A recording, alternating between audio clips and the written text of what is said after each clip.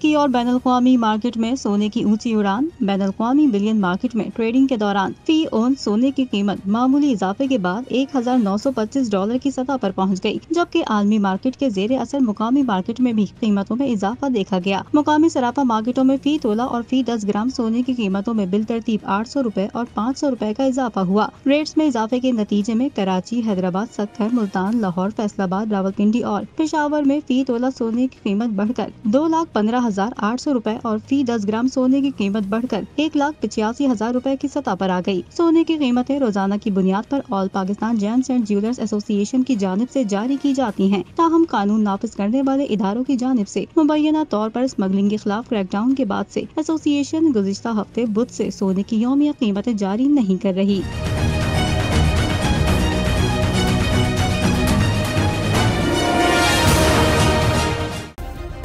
Subscribe करें और bell दबाएं ताकि कोई खबर रह न जाए।